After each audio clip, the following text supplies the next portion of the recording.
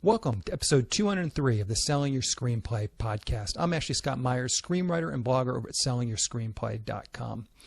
Today I'm interviewing writer-director Jake Goldberger. He's written and directed a new film called Almost Friends, starring Freddie Highmore, Odeya Rush, and Haley Joel Osment. It's a great coming-of-age story, and we talk through his career and how he got this film produced, so stay tuned for that interview. If you find this episode valuable, please help me out by giving me a review in iTunes or leaving a comment on YouTube or retweeting the podcast on Twitter or liking it on Facebook. These social media shares really do help spread word about the podcast, so they're very much appreciated. Any websites or links that I mentioned in the podcast can be found on my blog in the show notes. I also publish a transcript with every episode in case you'd rather read the show or look at something later on. You can find all the podcast show notes at www.sellingyourscreenplay.com/podcast. And then just look for episode number 203. If you want my free guide, How to Sell a Screenplay in 5 Weeks, you can pick that up by going to sellingyourscreenplay.com/guide. It's completely free. You just put in your email address and I'll send you a new lesson once per week for 5 weeks along with a bunch of bonus lessons. I teach the whole process of how to sell your screenplay in that guide. I'll teach you how to write a professional logline and query letter and how to find agents, managers, and producers who are looking for material. Really is everything you need to know to sell your screenplay. Just go to sellingyourscreenplay.com/guide. Just want to quickly mention the writers group that I'm in. We're always looking to add good writers to the rotation. We meet every Tuesday at 7:15 until about 10 p.m. in Sherman Oaks, California, right around where the 405 and the 101 intersect. Here's how it works. Each week, three member writers put up around 25 pages of screenplay that they're currently working on. The pages are read on stage by professional actors in front of the other writers in the group, and then the listening writers give notes to the presenting writers. As a member writer, you'll be putting up pages about every 5 weeks. It's a great way to workshop your material, network with other talented actors and writers, and hone your critical thinking skills by giving notes to the other writers. This is a live in-person event, so you need to live somewhere near Sherman Oaks, California to be able to attend weekly. If you're not in the Los Angeles area, perhaps consider starting a writers group of your own. Nearly every city in the world has a community of filmmakers and writers, and in most cases, they're just looking for someone to step up and be a leader and get things organized. The one big stumbling block for people in this group that I'm a part of is that you have to be committed to showing up nearly every Tuesday, even when you're not up, so that you can give notes to the other writers who are. If you'd like to learn more about the group, go to sellingyourscreenplay.com/writers group, and writers group is all lowercase and all one word. I will, of course, also link to it in the show notes. So now a quick few words about what I'm working on. Quick update on The Pinch, the crime action thriller feature film that I'm finishing up. I got with my editor last week and put the final film together with credits and mixed sound. So basically there's like some opening credit stuff. There's some corporate logos that you put at the front. We went through the, there was a few little tweaks we needed to make. We made sure the ending credits were all set up, and then basically we laid in the mixed sound into the timeline. There's still a few minor technical issues. I'm not going to bore you with those right now, but there's still definitely some minor technical issues that need to be worked through. So I'm going to watch the cut of the movie a couple of times this week and hopefully make a final list of all of these technical issues that need to be corrected, and then I'll hopefully be able to work through those items pretty quickly. I'm not anticipating it's going to take more than a couple of weeks to work through these technical issues. I've just got to talk to some of the distributors, start to really get a list of what deliverables these distributors want, and then obviously figure out how to get those deliverables from what I have. So that's exciting. It's definitely getting close to completion. I know as someone who listens to this podcast, you got to be sick of hearing me talk about it, but it definitely is moving forward. And as I said, we're definitely on the home stretch now. And then, as mentioned last week, I am talking with a few distributors trying to figure out that whole landscape. I had some good phone calls last week with a couple of distributors and one producer's rep. And a producer's rep is someone who typically you pay an upfront fee to, but then they will use their connections to help you get the best distribution deal possible. Most of these producers reps, they've been doing it for many, many years. They've worked in distribution, or they've worked as a producer's rep before. They sometimes have, contacts at film festivals. They know a lot of the distributors. They know which distributors are bad. So I can definitely see how it could be beneficial But it just feels a little strange to me.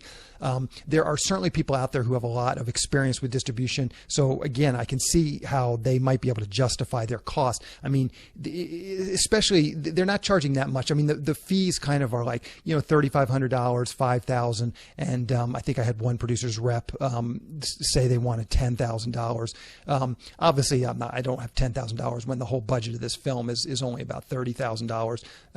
But $3,500 seems reasonable for a film like this. They also do take some percentage once you actually get the distribution deal.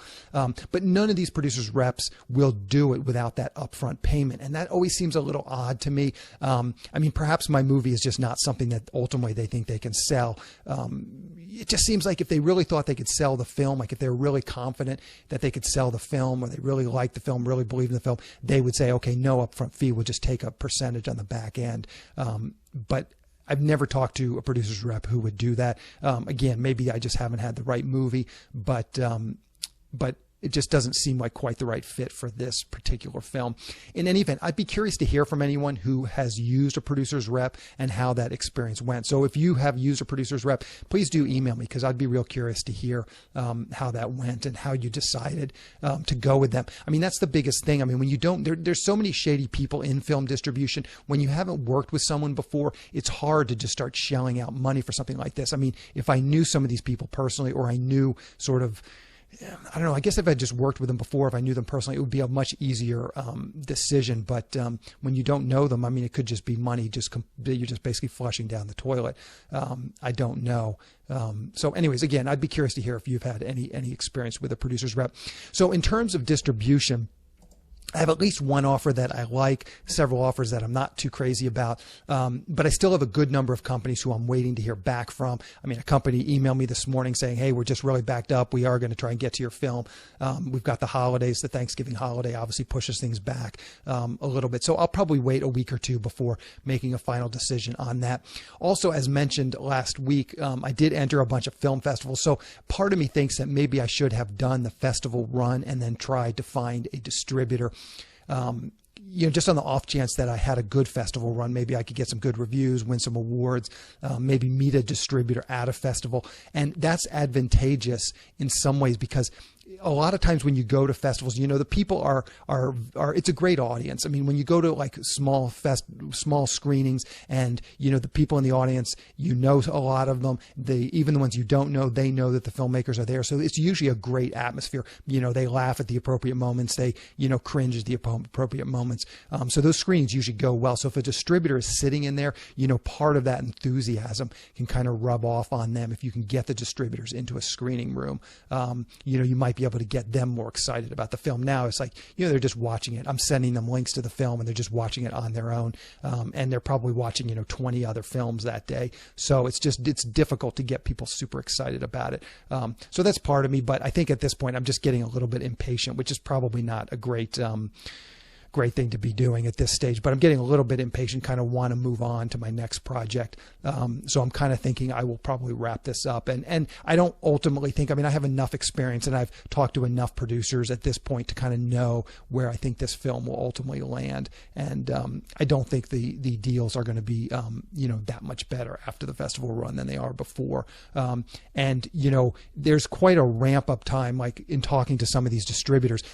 They plan their calendars, 3, 4, 5, 6 months ahead. So even if I signed with this distributor tomorrow, the actual, release date of the film wouldn't be till May or June. And that's kind of at the end of when these festivals that I entered, that's kind of the end of the festival run. So that actually sounded like good timing to me. It would all kind of come together probably in June would be like the official release. But again, I'm getting ahead of myself because there's still quite a few things to do. I've got to talk to some other distributors, and got to get the film done, obviously. So now let's get into the main segment of the podcast. Today I am interviewing writer-director Jake Goldberger. Here is the interview. Welcome, Jake, to the Selling Your Screenplay podcast. I really appreciate you coming on the show with me today. Hey, Ashley, thanks for having me. Really appreciate it. So to start out, maybe you can tell us a little bit about your background. Where did you grow up, and how did you get interested in the entertainment business? I grew up in New York City, and I have always, since as far back as I can remember, 2 or 3 years old, just been movie obsessed always, and I never had any other interests in terms of what I wanted to devote my life to career-wise. So this has really been it for me since I was born, pretty much. Okay. And so what were some of your first steps to actually turn this into a career? Did you go to film school? Were you that kid running around with the video camera making little shorts as a teenager? Yeah, I did. I went to film school at a place called Hampshire College in Amherst, Massachusetts, which was very super liberal school, no grades, no tests, called your professors by their first name, blah, blah, blah. And that was a great experience. And remember, this was before the digital video revolution. So this was, if you wanted to get your hands on cameras, you had to go to college, you had to go to film school. It wasn't like now where you're just going with your friends, just grabbing your phone or whatever it is some of these younger people are doing. For us, and I'm not even that much older than them, but it's just generationally for us, if you wanted to shoot something, who knew how to get their hands on a 35 millimeter camera, a 16 millimeter camera, a Bolex? We really didn't have video cameras. We had camcorders, but I didn't have one of those growing up. So I went to film school. Okay. So then once you're done film school, what were your first steps to actually turning this into a professional career? After college, I moved to Los Angeles, and at that point, I had really wanted, all I had ever wanted to do was direct. My interest wasn't so much in writing as it was directing and making. So for me, I came to realize pretty quickly that the only way I was ever going to be able to direct was to write, because I wasn't going to be able to just get my hands on a script and have somebody say, hey, here's some money, go shoot it. So I joined a writing workshop, and I started writing. I wrote one script that was truly terrible, and it was 200 pages, and I didn't understand anything about why I'd send it to people. And remember, this was before people were emailing scripts also, so I'd have to send a 200-page script out, and was wondering why nobody ever returned my call or ever said anything to me about it. And in response to that, I really hunkered down and taught myself the rules, or what I felt were the rules of writing something that was compact and good and not just completely meandering. So I started writing, and then from that, I had written a movie called Don McKay, and I got very, very fortunate in terms of being able to attach Thomas Hayden Church, and he believed in me from minute one. And it took us a few years after that to get it made, but he stuck by me, and that gave me a lot of confidence to be able to move forward and get that made, and that's where it all started. And so how did you get in touch with Thomas Hayden Church? Maybe you can just kind of tell us the specifics of how you were able to build that relationship, because I get a lot of emails from people saying, how can I get this actor or that actor attached? And I'd be curious to kind of hear your in the trenches story. Sure. I had hired a casting director, and at that point, pretty inexpensively, I can't remember exactly what it was, but that's the one thing I suggest. Every time anybody asks me, I suggest this again and again and again. If you can get your hands on a couple $1,000s, hire a casting director. In my experience, that is the smartest thing you can do. And once you hire a casting director, you at least can get your foot in the door. Because remember, agents and managers and blah, blah, blah, they're dealing with a million inquiries a day, most of them not serious, most of them not legitimate. And it's very hard for them. Just think if you were one of these people, how hard it would be to sift through a bajillion, queries and questions and blah, blah, blah every day. So what a casting director does, if you can get somebody who works with your project and who you feel comfortable with and feels comfortable with you going to bat for you, that really does help you get your foot in the door and gives you a fighting chance, gives you a puncher's chance, because to go into it alone, you're one of 50 phone calls that hour. But with casting directors, agents have, different relationships with them, and they're not sure what's coming down the pipe for them in the future. And, people owe each other attention in that regard. So that was the most important thing I did. And then with Thomas, I had tried to get a few other people attached beforehand who were nowhere close to the level of Thomas, and they wouldn't even read it or talk to me. So Thomas, he ended up reading it, I believe, if I remember correctly, the weekend that he was nominated for an Oscar for Sideways. And he and I got on the phone and had just a great conversation for a couple hours, and we hit it off. And I owe everything going forward to him because he believed in me and did not waver no matter what anyone said to him. So that was incredible. Yeah, yeah. And it sounds like he was willing to stick with it for a few years. I'm sure there were some highs and lows and some maneuvering around. But that always seems to be an issue, too. An actor might have some availability. They're happy to do a movie, but then they don't have availability. So it sounds like his commitment was much deeper than just, yeah, sure, I'll do your movie if I'm available. Right. It's a huge thing because with availability and at some point it went from business to personal for him, and he and I liked each other, and he wanted to help me out on a personal level, and that I cannot understate the importance of that. Yeah. Just as humans versus strict business. Agent is telling me to do this. I was a first-time director at that point, so it really took a lot of courage for him to just have my back throughout, and he did, and I'll never forget that. Yeah, for sure. Okay, let's dig into Almost Friends, starring Freddie Highmore and Odeya Rush. Maybe to start out, you can just give us a quick pitch or logline for that film. It is. I mean, I'll read you exactly what I had written about it, which is a coming-of-age story, and it centers on Charlie, who's in his mid-20s, still living at home with his mother and stepfather, and he's dealing with a lack of motivation. And he's given a surprising boost of confidence when he meets Amber, the young woman who works at his local coffee shop. And one of the problems is that Amber has a serious boyfriend who also happens to be one of Alabama's biggest up-and-coming track stars. As Amber and Charlie become closer, the line between friendship and intimacy is blurred, and the situation forces both of them to examine where they are in their lives. Perfect. So where did this story come from? Maybe you can kind of tell us, what is the genesis of this story? I was sitting in the Coffee Bean up on Hillhurst, and for that writing workshop I was telling you about earlier, we had an assignment, which is to write the first 10 pages of a screenplay. And I believe I was supposed to, put something up the next night because it was a once-a-week class, and I was completely writer's blocked. And I was sitting in the coffee shop, and all of a sudden, I have literally no idea what I'm going to write. My brain is all over the place. And this kid comes in and has this very kind of sweet yet awkward conversation with the young woman working at the Coffee Bean, the Coffee Bean behind the counter.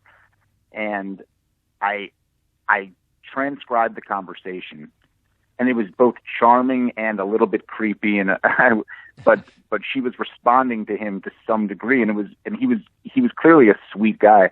It was really an interesting conversation. So I transcribed that, and then obviously, added, took away, did whatever I had to do, and I presented 10 minutes of that conversation the next night, and I felt encouraged by the response, and then I just used my imagination and started imagining, well, I wonder what these people's lives must be like, respectively, and I invented a backstory, and then I moved forward.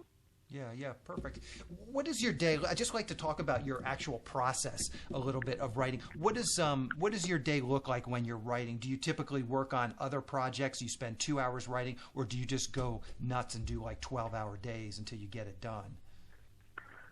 I don't do 12-hour days, but when I'm writing and I'm in the zone, for me, my brain is taken up creatively. It's pretty much all I can focus on. So even if I'm not working, it's just going over in my head again and again and again. And but for me, I never ever do 12-hour days. It would be about walking around and really thinking, and then going and putting a couple hours down, and then spending the rest of the day thinking, and then doing the same thing. So it's me replaying the movie or inventing the movie in my head, and then replaying it a million times until it's making sense to me, and then moving forward from there.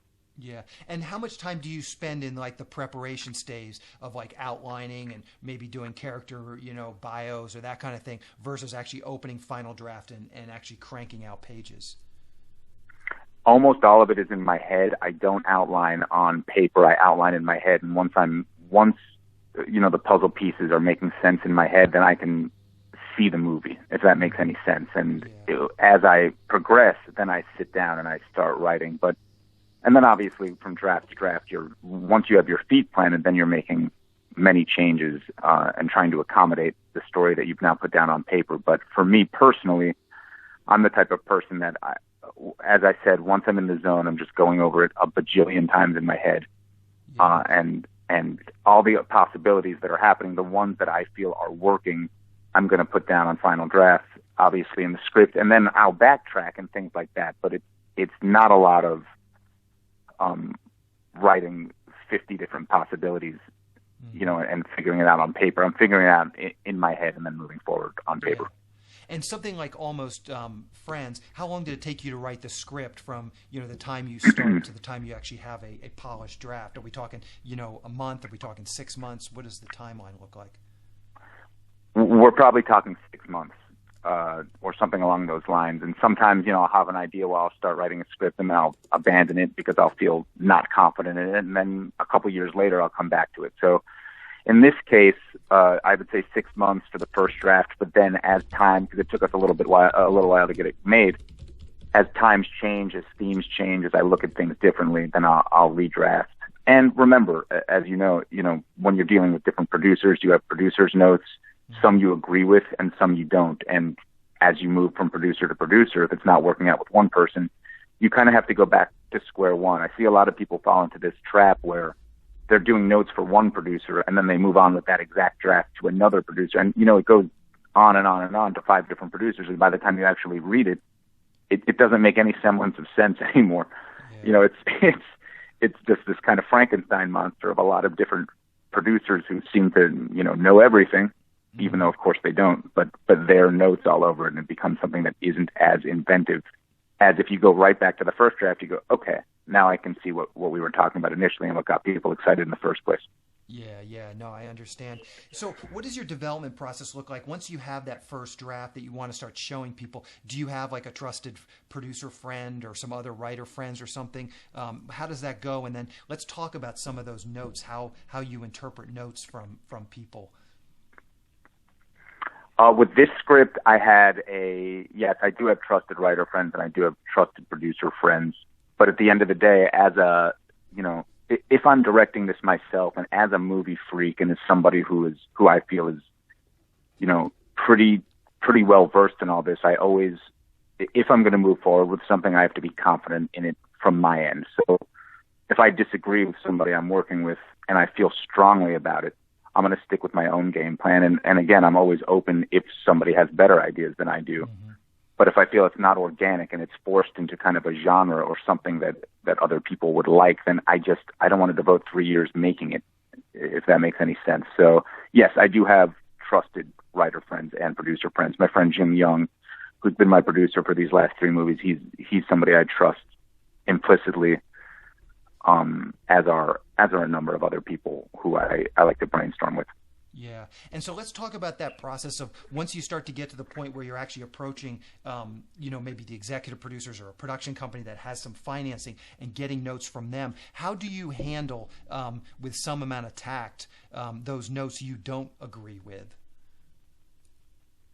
I'm pretty frank. If it's something I don't agree with, I will state that I don't agree with it. Now, remember, when you're talking to a financer and you're talking to people, at the end of the day, it's their investment and you have to respect that. It's not, you can't expect somebody to finance something that they don't like or they don't agree with or they don't believe in. So you really have to weigh the artistic merit of something versus what makes sense for somebody. You can't ask somebody for money and completely attempt to just walk all over them and not care at all about what they're saying, because they do have a right to say something. It's their money, and if it was your money, you would have a right to say something. So I think I'm pretty frank and honest about it, politely, of course.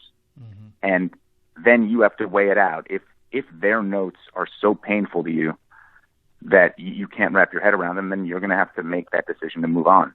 And however, if you feel you can accommodate them and yourself, I would say in this market right now, you have to do everything you can, possibly anything, to get your movie made. If that means making some compromises, mm-hmm. Sometimes you have to do that. And in the cases in the financiers I've worked with, they're all very smart, great people. So I have not yet run into a situation where I actually got the movie made, mm-hmm. where I was dealing with people who I wasn't on the same page with. And I don't know if I'd be comfortable doing so, but that's every person has to make their own choice with that. Sure. I'm curious about just moving from genre to genre. I mean, this sounds like kind of a coming-to-age story. Don McKay, I think, is more of a sort of a gritty thriller. was there any concern on, I think it would be especially the financiers, to say, well, gee, have you worked in this genre? Is this genre going to work? Do people want you, with Don McKay, that's a gritty thriller, let's do another gritty thriller. Is there any kind of pushback from producers, from financiers, to keep you pigeonholed in a specific genre? In my case, it's always been something for me, I would like to do something in a different, if you watch all three of my movies, they're all completely different. I don't think you'd recognize that the same person made all three of them. Mm-hmm. Don McKay is a straight up very, very weird movie. It's just a strange, it's a hybrid. It's what I wanted to do, but I acknowledge that it's strange and it's not for everybody. Mm-hmm. You either get the joke or you don't. Many people don't, but in this case, ironically, the people who financed Holding now it's called Almost Friends. It was called Holding Patterns at the time. They are huge Don McKay fans, and I met them through Don McKay. They were people who I'd met on the press circuit, much like I'm talking to you, mm-hmm. and they had connection to financing, and they really responded to that, and that's so they trusted me, as they should, because I wouldn't put myself or them in a position, anybody I'm working with, where I felt that I was not going to be able to do a good job and allow them to, get repaid on their investment. Yeah. And the second movie I made, which was Life of a King, which is a chess movie with Cuba Gooding Jr. I mean, that itself is a completely other genre. So no three are the same. And in this case, I don't know if these are necessarily genres that producers are going to look at and feel they need to be repeated. It's not like I'm making 85-minute horror movies at this point, which might be more attractive in terms of wanting to repeat that business. But I'd like to keep jumping lily pads in terms of the genres I'm working with. Yeah, sure. So how can people see Almost Friends? Do you know what the release schedule is going to be like? Yeah, Almost Friends, it's going to be on all platforms. It'll be in 10 markets theatrically and on all platforms, iTunes, On Demand, and all of that on November 17th. Okay, perfect. And then from there, it'll move on to the next first window, which is either Netflix or Amazon. I'm not sure. Okay, perfect. And what's the best way for people to keep up with what you're doing? Anything you're comfortable sharing, a Twitter handle, Facebook page, website, blog? Are you at all online with social media that people can just kind of follow along with your career and your stuff? I'm not, but I'd appreciate if they watch the movies. I'm very proud of all of them. Perfect. Sounds good. Jake, I really appreciate your coming on and talking with me today. Good luck with this film. Thanks a lot, Ashley. It was a pleasure. Thank you. We'll talk to you later. A quick plug for the SYS Screenwriting Analysis Service. It's a really economical way to get a high-quality professional evaluation on your screenplay. When you buy our 3-pack, you get evaluations at just $67 per script for feature films and just $55 for teleplays. All the readers have professional experience reading for studios, production companies, contests, and agencies.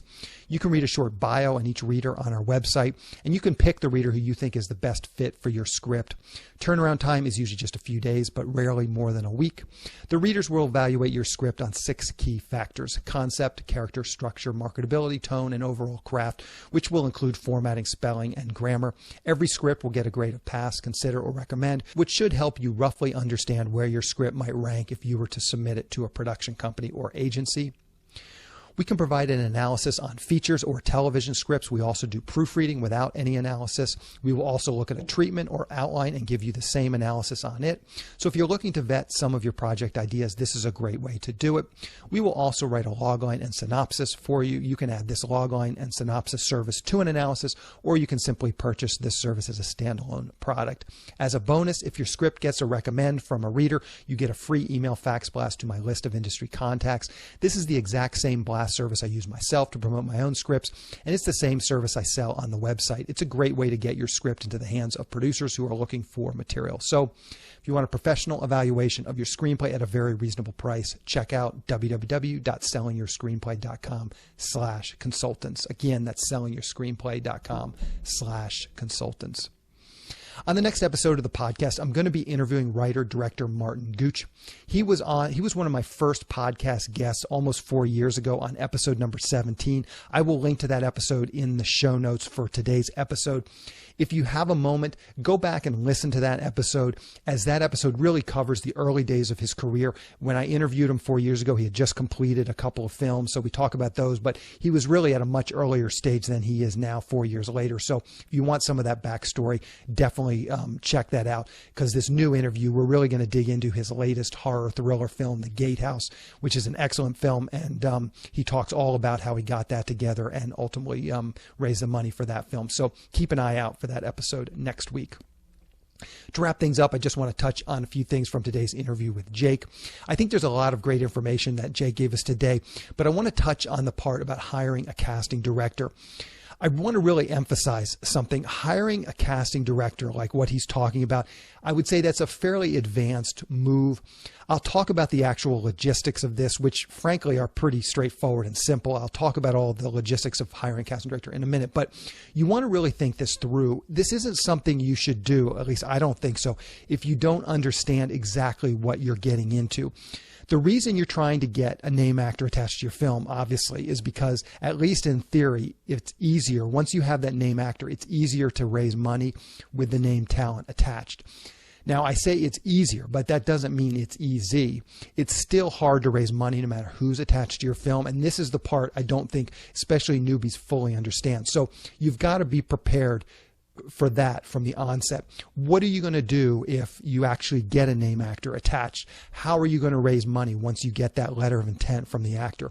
If you can't answer these questions with some amount of confidence, this may not be for you at this time. Again, down the road, maybe you'll gain some experience, maybe you'll revisit this. But I've seen a lot of people over the years where the producers do get name actors attached and they still can't raise the money. And it usually isn't as straightforward as what Jake described. For whatever reason, as Jake pointed out, he hit it off with Thomas, and Thomas championed the project. I mean, that's fantastic, and that's sort of the ideal situation. But that's the exception, not the rule. I mean, I've been in Hollywood for about 20 years, and it's very, very unusual to hear that what he describes. Like, that's kind of...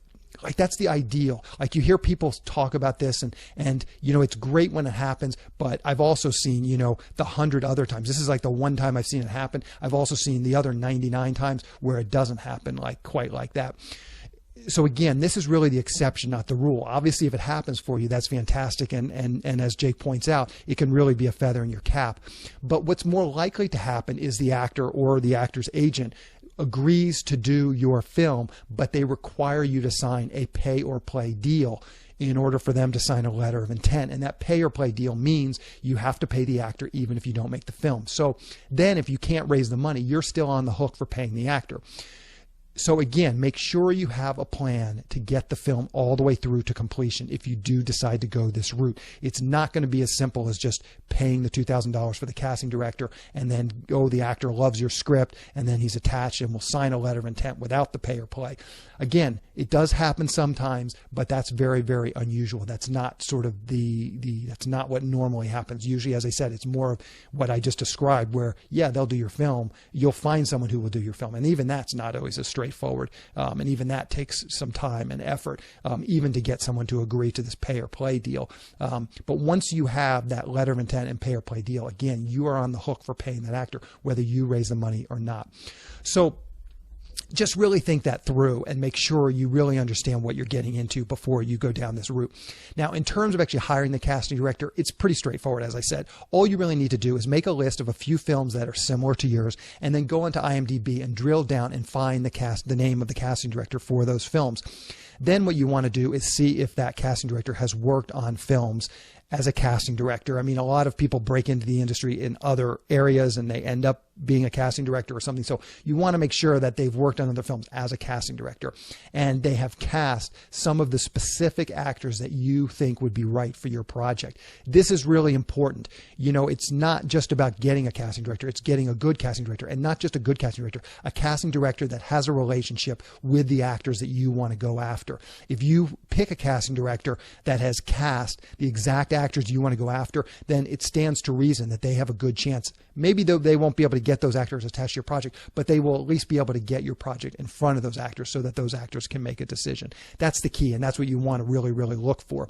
Now, on IMDb Pro, I think you might have to get an IMDb Pro account. Once you have decided what casting directors might be a good fit for you, I'm pretty sure you'll be able to get their contact information through IMDb Pro. And then it's just as simple as picking up the phone or sending them an email and being professional. Make sure you use proper capitalization. Make sure you spell check. Make sure your letter to these casting directors comes across as professional and intelligent and well thought out. Because they're, probably getting lots of emails from lots of different people, and you just want to be clear and you want to be, concise and make it, make your presentation as good as possible. As Jake pointed out, an agent pretty much has to respond to a reputable casting director, because that's ultimately how that agent is going to get work for their clients.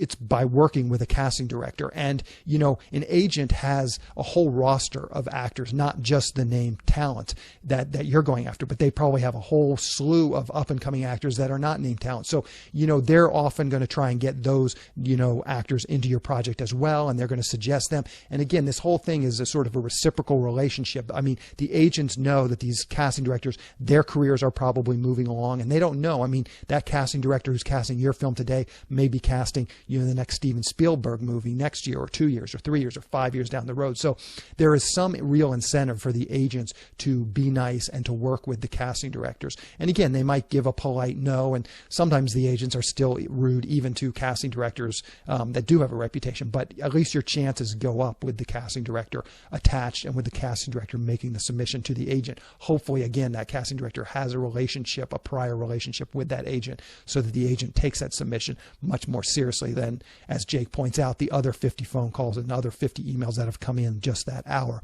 Now, the $2,000 price that Jake mentioned seems about right to me as well. I think that would probably be on the low end. I think, you're not going to get the casting director that cast the last Steven Spielberg movie for $2,000, obviously, but you will find some that, maybe they cast that movie that went to Sundance last year. You would be surprised. You will find casting directors that will work for that $2,000. And, you just want to be clear, again, for that amount of money, you're probably not going to get the casting director to cast the entire film. It's probably just like the 1 or 2, maybe 3 major roles. And the casting director will make a list. Obviously, you'll come with your suggestions. The casting director will make a list of who they think might be a good fit for the project, and you can look that over and agree or disagree. But you want to listen to your casting director very, very carefully. I mean, this is part of what you're paying them for. It's not just their ability to submit the script.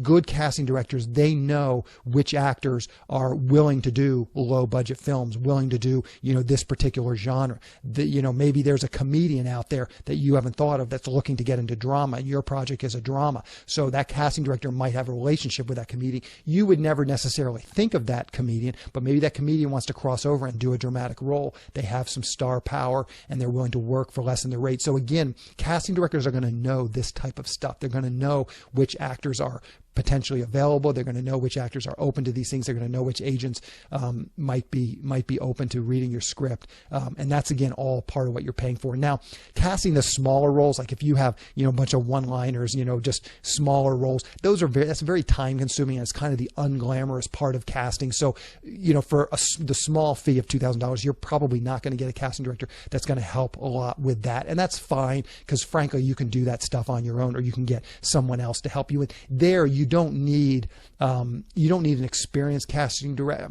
I mean, you need someone with some experience, but you don't need a casting director that has a lot of big relationships with named talent to cast the smaller roles necessarily. You just need someone who's smart and kind of knows what they're doing. But that's as simple. Casting the smaller roles is just as simple as placing an ad on the breakdown services, which goes out to all the agents, and you'll get a ton of submissions from that. For the smaller roles, but that's not going to be the name talent. Obviously, the name talent is what you're really concerned with at this stage. Anyway, again, think it through and really think about if this might be a good fit for you. And I'd be really, really curious to hear if anybody has experience with this. Have you gone out? Have you hired a casting director? Have you tried to get name talent attached to your project? I'd be real curious to hear other people's stories. So please do email me, info@sellingyourscreenplay.com, if you have any experience with that, because it's always fascinating to hear, what other people have done in terms of getting a talent attached. Anyway, that's the show. Thank you for listening.